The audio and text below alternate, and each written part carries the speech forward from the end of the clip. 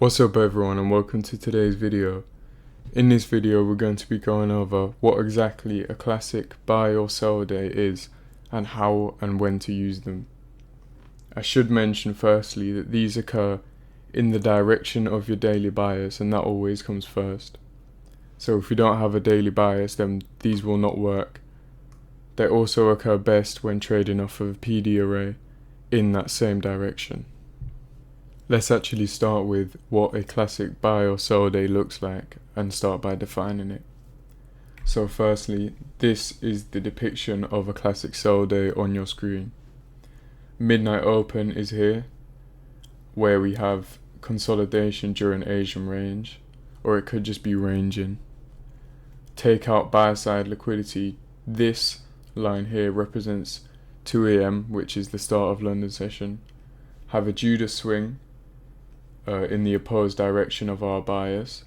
Judas swing taking out Asian range highs, shifting market structure usually during London session, and then a pullback entry around 3 AM London session. Once we break lower, sometimes New York at 7 AM New York time will provide a pullback before heading lower towards the prior day low, which we use as targets. Then we make the low of the day and close a bit above, which is utilizing the open, high, low and close formation. Now as usual, let's look at some examples of this actually occurring. So we're on EURUSD daily chart. As you can see, we have downside momentum after a massive run up above highs. So we focus on this PD array here, create a fair value gap as we move down. Price taps into it once, which actually is a classic sell day within itself, but we come back and re-mitigate this fair value gap, and we're going to take a look at the first one to start off. Head down to the 1 hour price action of this, and as you can see in here, this is the first tap of this fair value gap. We have the previous day high during London session actually, and then let's mark up when London session opens, which is 2 AM. This line is our London session open. As you can see, New York midnight, which is here, we have a Judas swing above these old highs, which then sells off massively during the same session. So now we're inside the 5-minute price action of that same classic sell day. As you can see, I have New York midnight opened up, which is over here. And when bearish, since we are bearish in this scenario, we want to see price trade above New York midnight and ideally sell above it or at this price.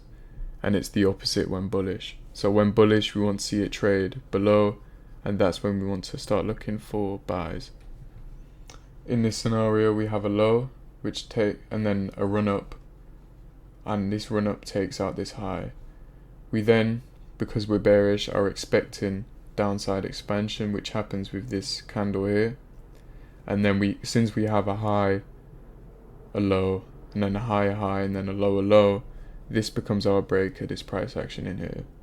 Ideally, we take these 3 candles, price breaks it, trades inside it, which will be our sell, and then a massive expansion to the downside. This is exactly how we utilize New York midnight open price in line with our bias and PD arrays. Now remember how I said New York session may provide us a pullback before heading lower in the same direction, which is exactly what we got here. New York opened at 7 AM, and then we had a run up in about 50% of this gap. So we came into the premium of this gap and then started to sell off. Fair value gap in here, which can be a sell, as we're so bearish and expecting much more expansion downwards towards these lows down here, and we have equal lows down here. We can sell there with our stop loss above here, continues lower, and then another fair value gap, which actually is in line with this order block here. Sell off there and continue to sell, order block, another sell, take out the equal lows down here. As soon as we take out these equal lows, I would stop looking for downside expansion, just because of the time we're at. We're already at 9 AM, and ideally I don't really want to be trading much after 10. So once we take out these lows, that would be my conservative target, and then that's how I'd be done for the day. Now let's take you down into another example where we have the same bearish order flow, then have a continuation purge, which is when we have bearish order flow and price takes out a high just to continue going lower, which is in this example. We're going to be looking at Thursday's price action, as that is the classic sell day. Now we are here on the 5-minute chart of the continuation purge day's price action. So the purge occurred up here, and then we wait until London session, mark up our New York midnight opening price, and wait for a Judas swing above that price when bearish and below that price when bullish. So we have the swing up here, came right down, and then expansion downwards, breaking this low, which means we're back in bearish order flow. We had a huge expansion which didn't really offer an entry on the 5-minute at least.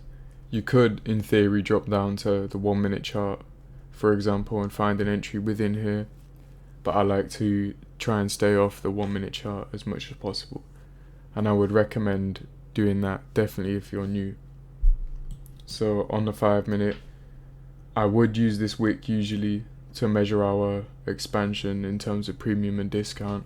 However, since it's a big wick, I use the body and then the body down here. So in between those price points, our 50% level is here. Our fair value gap, the first fair value gap in a premium is what I use. Would have sold here, either my stop above there, or you can go, if you want to go more conservative, you can go stop above here.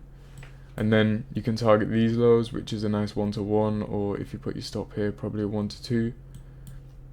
And continue downwards towards the previous, the previous week's low down here. We also then opened up at 7 AM, which provided what?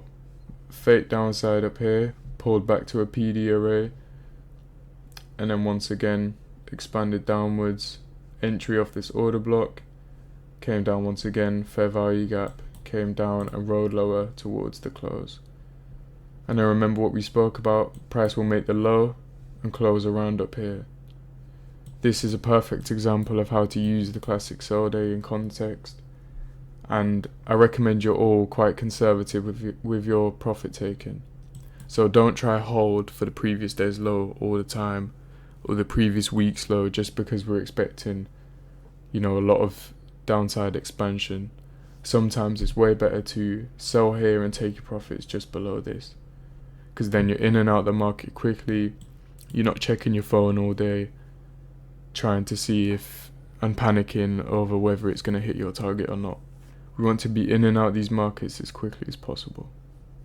Another thing I wanted to draw your attention to before we end the video here is notice how on most of these expansion days are midweek. So PD array, we have, notice how this Monday doesn't really move up too much, but then we have Tuesday and Wednesday and Thursday, which all move with momentum. These are all moves you can catch. That's just the very last thing I wanted to touch on, and that does it for this video.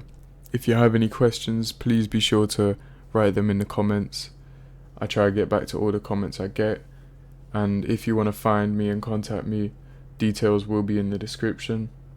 I hope you found some value in this video, and I'll catch you in the next one. Be sure to like and subscribe. Thanks for watching.